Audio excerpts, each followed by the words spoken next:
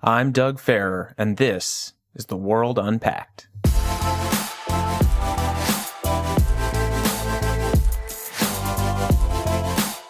see all the players draped in the flag of Ukraine.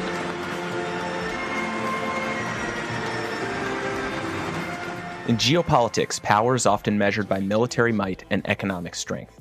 Having a powerful military and a large economy is central to what makes the so-called great powers great. And that sort of hard power allows leaders like Vladimir Putin to make the brutal choice to invade a weaker neighbor. Western nations, led by the United States, are imposing huge costs on Putin through sanctions, but the revulsion against Putin's war of choice has extended to an often forgotten realm of global affairs: soft power. And there can be no better lens to observe the global reaction to Russian aggression than the response seen through the institutions, clubs, stars, and fans of soccer, the world's game. Here to unpack the importance of soccer to international affairs is syndicated soccer analyst and the host of the Men in Blazers podcast, Roger Bennett. Here we go. Raj, welcome to The World Unpacked. Doug, it's a joy to be with you, even at this darkest of times. Well, we're a foreign policy podcast, and I'm pretty sure most foreign policy professionals are at least casually aware of soccer, but some on the margins of the foreign policy community don't follow the game. What's your best case for why soccer is such an important part of geopolitics and global culture? I've always maintained that football, being the global game that is just absolutely adored on every single continent, is less a sport and more a mirror that is held up to reflect the politics, the culture, the economics, the history of the countries that surround it. And there's an old adage that when two teams take the field, their nation's histories take the field alongside of them. And I really believe that ultimately football is really just a mechanism to understand the world around it. There's a famous football manager, Jurgen Klopp of Liverpool Football Club, who always says that football, soccer, is the world's most important, least important thing. But the honest truth is, and you've seen this during the invasion of Ukraine by Russia, really football is an alternate way of understanding what the world is going on in times of wonder and in times of darkness. It reflects both. So let's give our listeners a brief recap of what's unfolded in the international soccer scene since Russia's invasion of Ukraine. Well, we have a World Cup about to occur, itself controversial. It's in November. It's in Qatar, not exactly a football hotbed. I'm sure we'll talk about how it ended up there in the first place. And Russia and Ukraine are still in the playoffs for that World Cup. There's Russian teams who are playing in the Champions League, that vast continental tournament that fields the greatest teams across Europe against each other. The nations who were meant to play, St. Petersburg, their team, Zenit, was still in European competition. The team that was going to play it did not want to travel to Russia. And then you have Ukrainian players on teams across the continent whose hearts are with their families in Ukraine, struggling desperately to work out whether, as human beings first and football players second, what they should be doing, whether they should be the Manchester City, the greatest team in the modern Premier League, have a Ukrainian, Zinchenko, who plays for them, and it has talked about how he just feels like he should be leaving Manchester, should be signing up, mobilizing, and trying to dance between staying where he is and becoming one of the world's most vocal and listened to spokespeople for Ukraine, just by virtue of being a bloody good footballer, or whether he should return home. So essentially, it's opened up just a can of worms across the sport, not least because for the past 20 years nearly, the Premier League has become such essentially less a sporting pursuit and more the world's greatest global billboard, that to own a Premier League team has become almost a de rigueur tool of soft power, both for nations across the Gulf. Saudi Arabia have just bought a football team. Abu Dhabi has a superpower football team. Qatar has a superpower football team, and a slew of oligarchs whom we only know because they own football teams, Chelsea Football Club most famously, with Roman Abramovich. And so very fast from FIFA, who run the World Cup, and had to decide, what do we do with Russia? To UEFA, the European governing body, who had to work out, what do we do with the St. Petersburg team that nobody wants to play anymore? Are they suddenly a pariah state? Do we move it to a neutral venue? To the Premier League, that suddenly had to think about its brand business. Football, which for decades has been run by just chase the money, do not ask questions whatsoever, has been almost outrun by the buckling of the post-Cold War reality and forced within 2 weeks to make massive seismic decisions that no one at any level had either thought of or was prepared to make. There's a term for what you just brought up, and that's sports washing. Can you tell our audience what exactly that means? Yeah, I mean, sports washing is a massive tool of soft power. And it was, by the way, football as always, this is not a new thing. So the World Cup happens every 4 years. And yes, the last World Cup was in Russia, and we all went over there, and we all beamed home from wherever we were across Russia. Every city, Moscow, a place I know quite well, was unrecognizable when I was there. It was gussied up. You know, the streets had been cleaned. Undesirables had been whisked off to God knows where. Everybody was beautiful. The excitement levels were incredible. Every building had been scrubbed clean.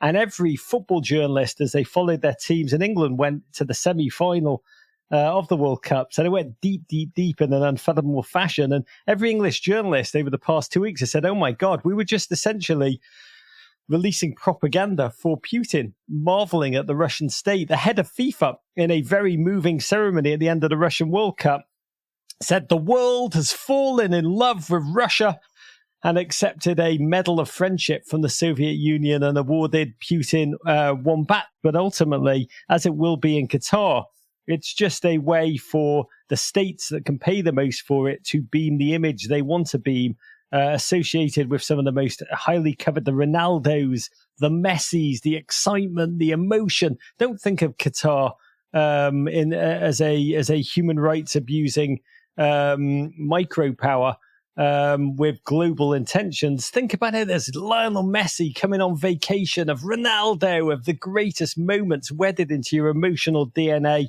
as a viewer. So to own a Premier League team, to own Chelsea, as Roman Abramovich did out of the blue, a very quick sale in 2003, immediately you buy the affections of millions of Chelsea fans around the world. They think you are incredible. They think you're the greatest owner. You deliver victories. You're in the owner's box. You've won the Champions League. It's you. And you forget that Roman Abramovich was part of the the breakup of the Soviet Union, an opportunist, a gentleman who brought Sifnet for 115 million and then sold it to Gazprom for 13 billion. What was it, 7-8 years later? You forget all that. You forget that he's Putin's wallet. You forget that when Putin became prime minister, it was Roman Abramovich he turned to do the first round of interviews for every future cabinet member. You forget all the darkness. You forget the sins. You only think of those moments of wonder when the Chelsea won the league. And that's what sports washing does. It's why Qatar have bought a football team. It's why Manchester City are owned by the Emirates. And the individuals who've owned them are essentially, most controversially in the past year, Saudi Arabia bought a Premier League team, Newcastle Football Club. And now in Britain, they are known not as the Khashoggi murderers, individuals who are willing to stifle free speech to such an extent they'll sanction state murder. They're known for this football team, a town of passion, a town of wonder, where the fans in this hard living, hard done to post-Thatcher northern city, a fading coal town, they live for their football and they welcome the Saudis by donning. It was the scene at the first Newcastle game was just a ridiculous farce of Northern English people welcoming their new overlords with a relish, because they didn't think about what they were welcoming in. They just thought of football glory. And essentially, that's how sports washing works. Football is the most emotional thing. It's we watch it for the Messi goal. We watch it for the Rose Lavelle moment of human wonder. We don't watch it. We don't want to know the bureaucracy. We don't want to see the darkness. No one wants to watch us to really dive deep and ask questions about the bureaucracy and the administration. And that's what sports washing allows. It allows states like Saudi Arabia to just tap into the greatest adrenaline, the greatest human wonder, the greatest power, and in so doing, almost rebranding themselves, reposition themselves in the eyes of millions across the world. Is sports washing a new phenomenon in soccer, or are we seeing a turning point where sports washing will no longer be accepted by the international soccer community? Doug, it remains to be seen if it's a turning point. Football is awash with money and awash with power. And wherever there's money, wherever there's power, corruption and venality are never far behind.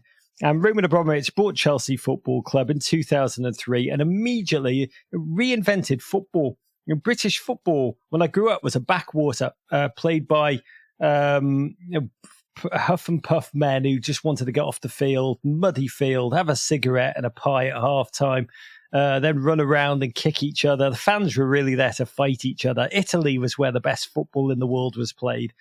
And it was a hooligan culture. If you would have gone back to the 1980s and said, the football played in Britain will be the premier sporting platform watched by, the numbers for the average game dwarfs the Super Bowl on a weekly basis, I would have laughed. But that's what happened. And the Premier League, because of its language, because of the rights deals that they did, in the early 90s, became a global platform propped up by massive brands who wanted to communicate to the world. That's the Premier League became the greatest highway to communicate to the world's greatest audience on a weekly basis. And in came Roman Abramovich in 2003, immediately opened up his fleshy wallet and reinvented the amount of money that an owner was prepared to pay for players. He realized he had an infinite wallet. We didn't ask, why are you coming here? Why would you want this team?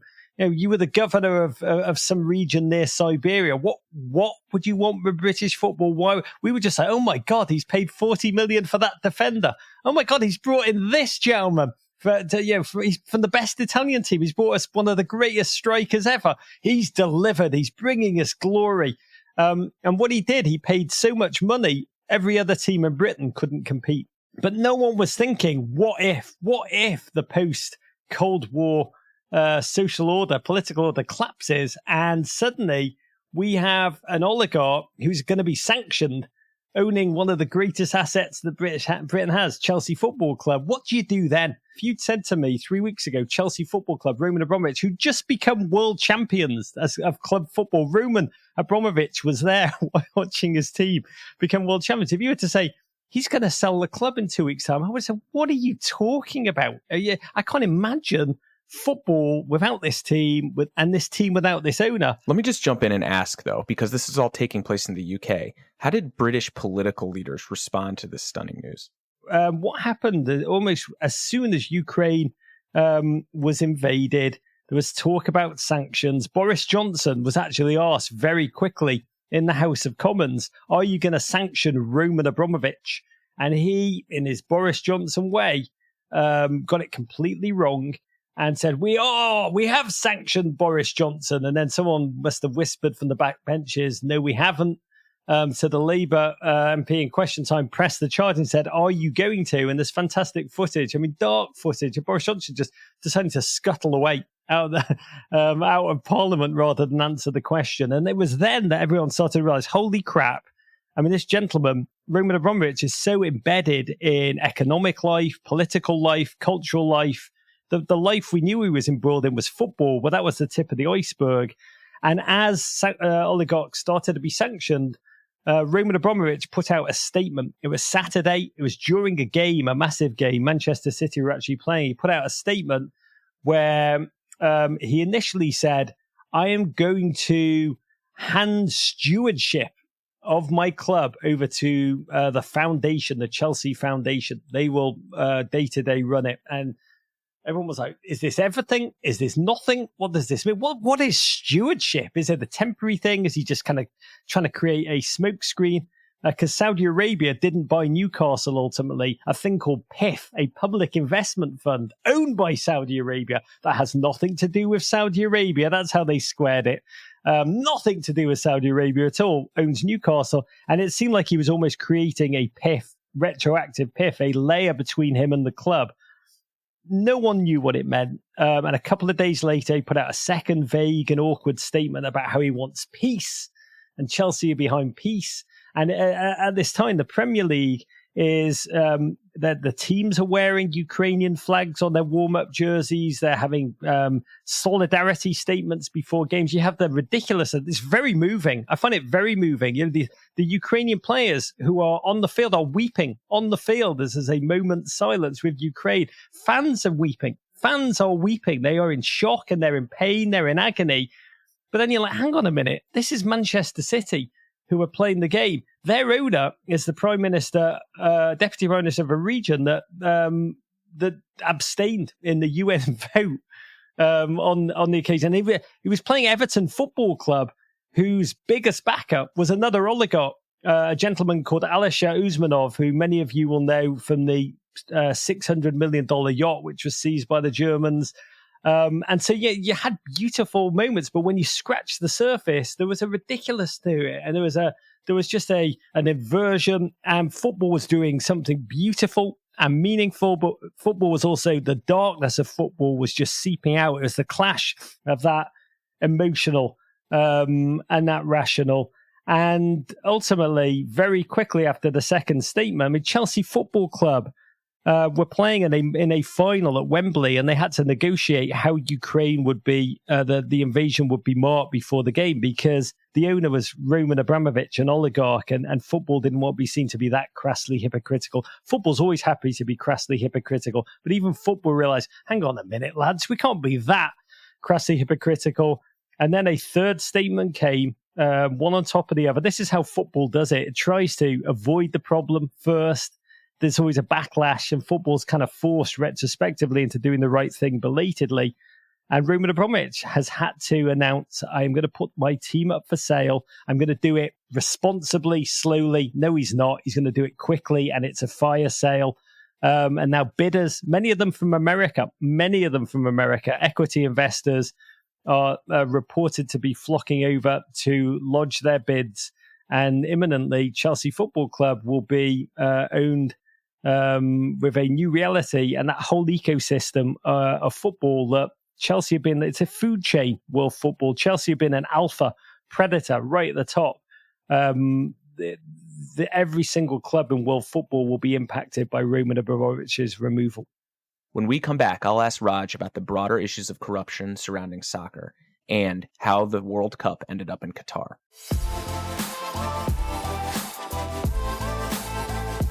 Hey, thanks for listening to The World Unpacked.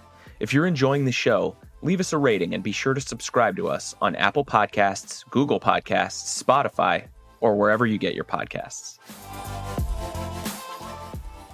I want to turn to Qatar and to FIFA. We talk a lot about international institutions here and their challenges, the UN, others. FIFA is a huge international institution, very popular, but also deeply corrupt. Could you just briefly walk us through how Qatar, a place with, average temperature over 100 degrees, ended up with the World Cup, where, the lives of the players running on the field could be at risk purely from the heat? It is just a monument to the greed of the powers that be at football, powers that have been utterly unchecked for so long, powers that thought they could get away with anything and everything because they have gotten away with everything and anything for so bloody long. So FIFA is represented by each nation in it. They have 211 nations that they've identified, which is more than even the United Nations.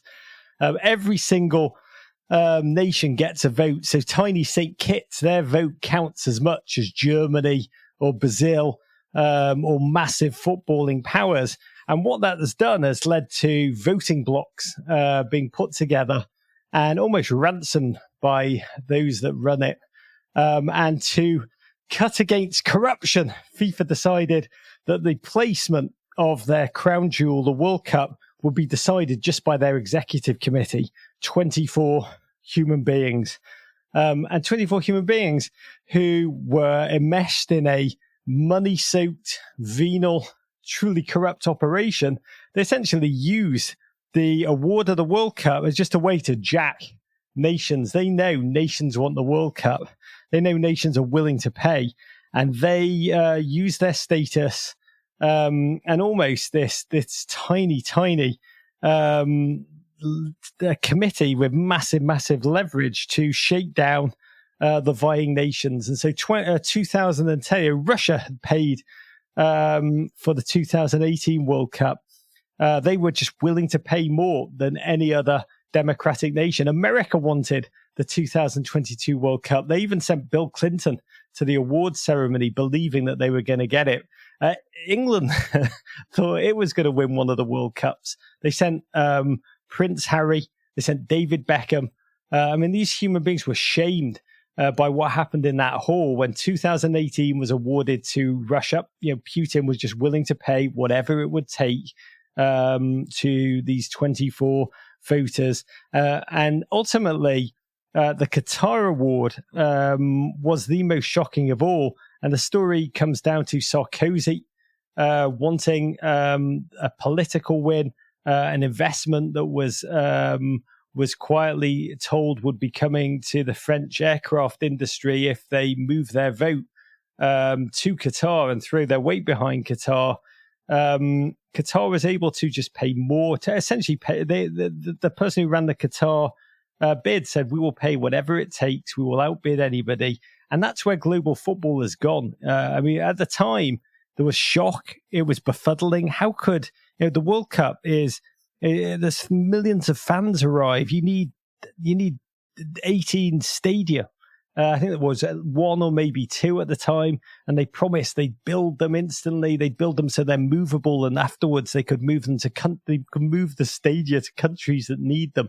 Everyone was like, "It's too bloody hot. How can you have a summer World Cup in Qatar?" They were going to create a technology that forced cloud cover to shift over the state. It was slightly James Bond baddie meets football meets greed, but greed had almost become FIFA's brand. That was almost its cover. Like, of course, we're going to choose a corrupt and ridiculous decision. That's what we do. They were so overt in chasing the money.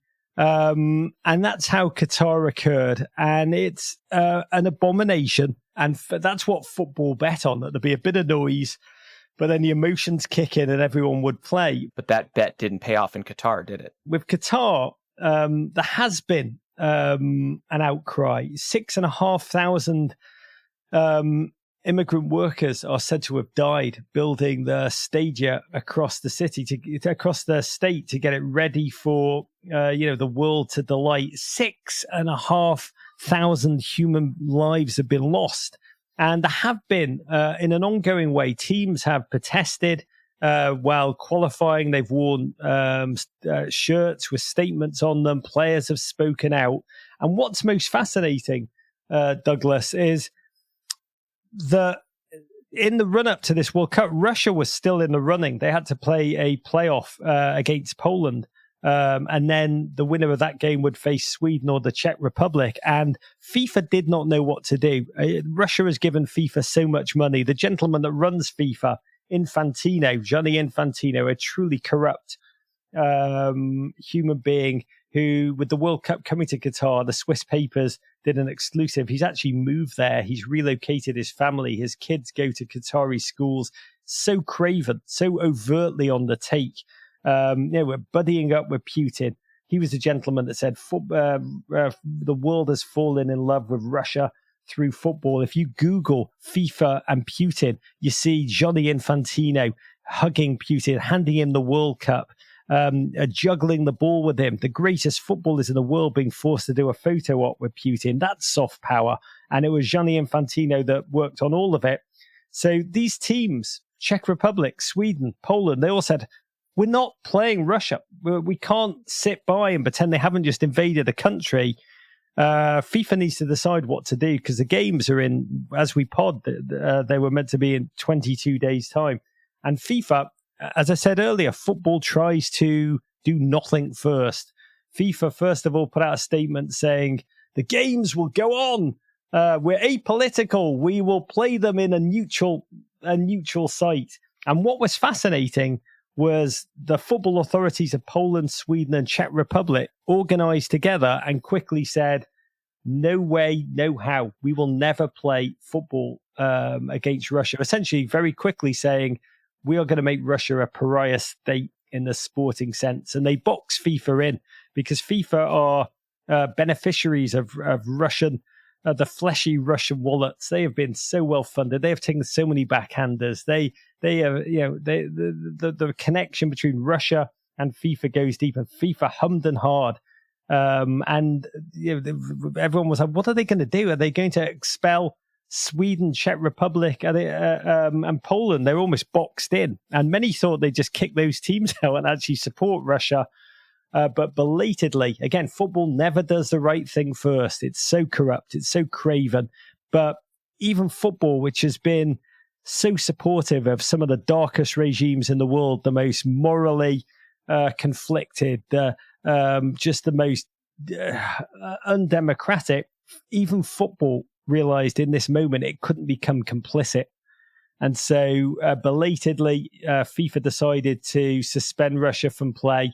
UEFA, the European body, kicked Zenit St. Petersburg out of the game. And what's fascinating to me is that if the players realize it was they that forced FIFA to kick out Russia, it was really Poland, Swedish, Czech Republic players, including the player of the year, Lewandowski, a Pole who spoke very quickly about how he would never play against Russia because of what they're doing. If the players realize the power they have as we approach this Qatari World Cup, they have far more power. The players have times X, 10X, 20X, 100X in some cases, the social media platforms of the clubs and the administrative bodies. The players are starting to realize their own power and how they, if they, what they do as we approach Qatar is going to be absolutely a fascinating story to watch.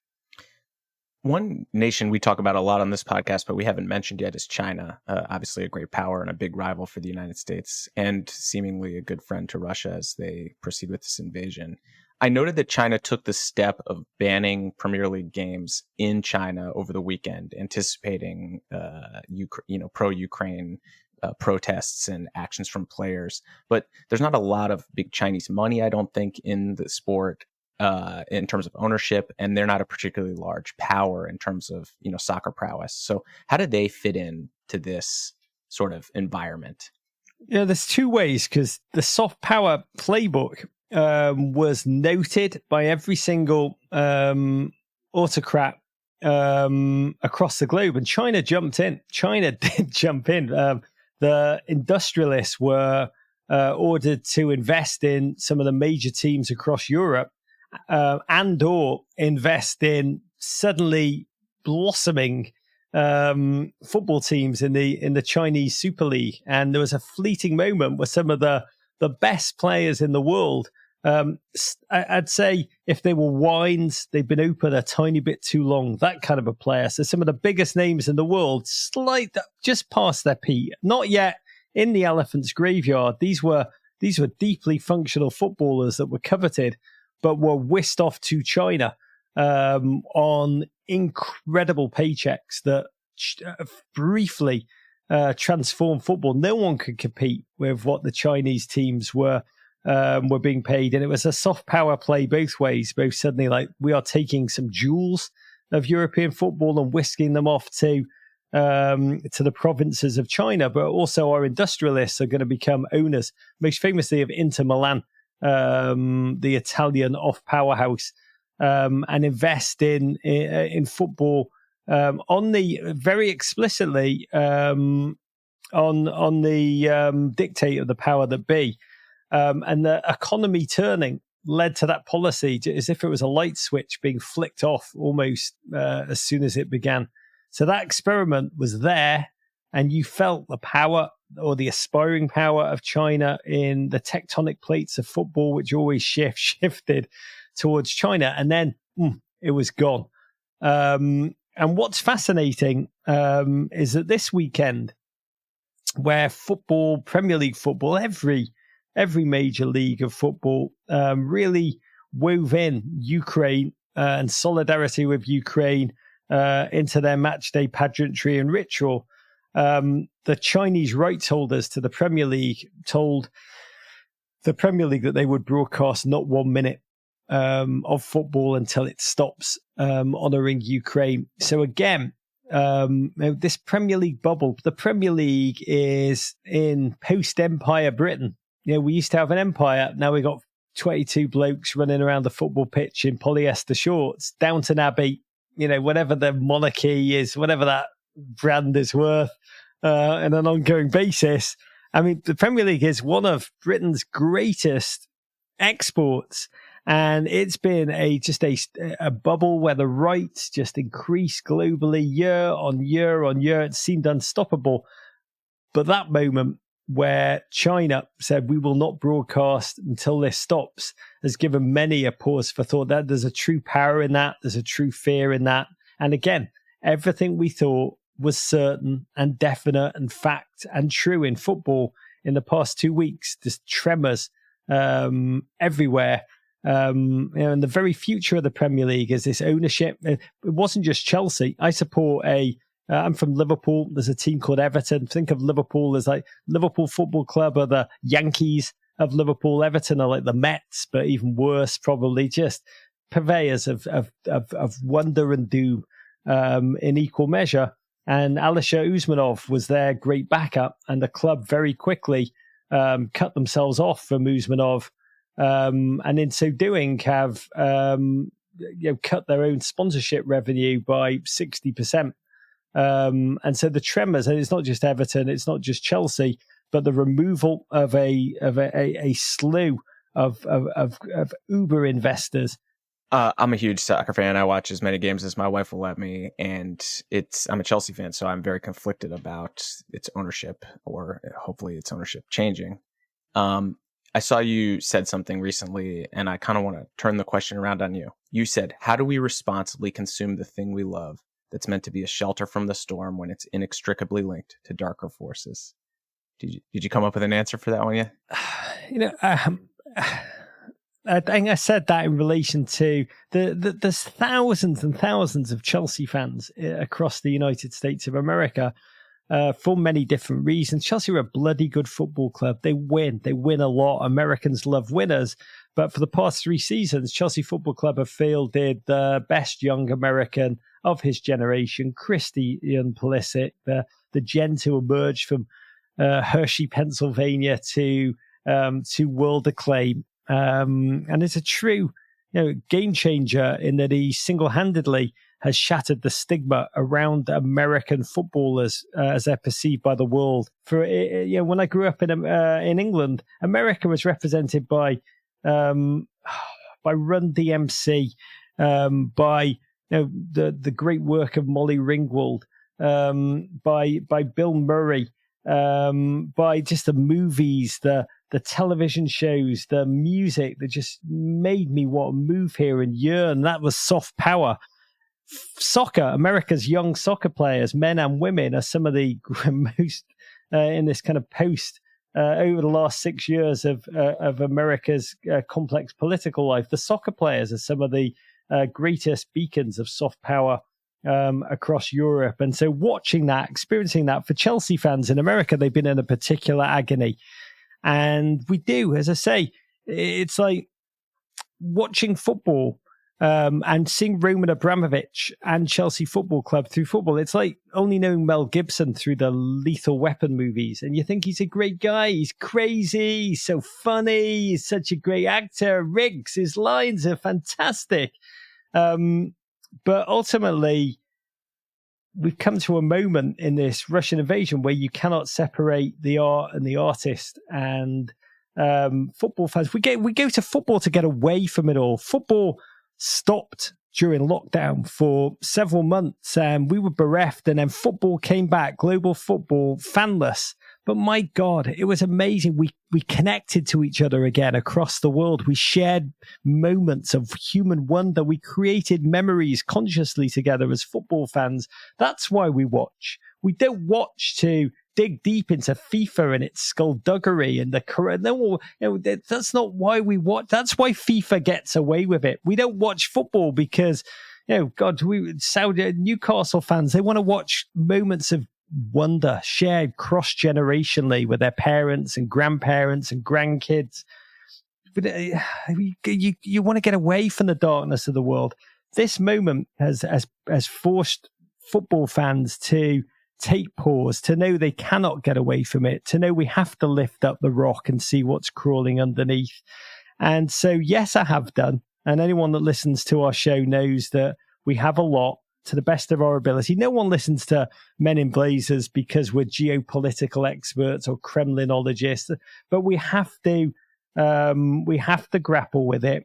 And the only thing I can say is my position where I've come out, I have said to all of our listeners, what I believe is only, sui generis for me. I ultimately, I think there's Chelsea fans that will work out how to reconcile and continue their love for Chelsea. There's American Chelsea fans who we've heard from hundreds who have just, moved away from the club immediately, and there'll be many positions taken in between. And our message is that whoever you are, wherever you are, just ask yourself the hardest questions you can in the light of day and come up with your own position. Raj, thanks for coming on the show and talking about the importance of soccer, soft power, and global affairs. Oh, Doug, it's a pleasure, and Godspeed. May we see the US men win the World Cup in our lifetime. Hey, thanks so much for listening. We want to hear from you, so email us at podcasts@ceip.org. And you can find me on Twitter at Douglas L. Farrer. That's Farrar. If you like the show, please hit that subscribe button and leave us a review or a rating. The World Unpacked is produced by the Carnegie Endowment for International Peace. Our audio engineer is Tim Martin, and our executive producers are Cliff Jayapranada and Clarissa Guerrero.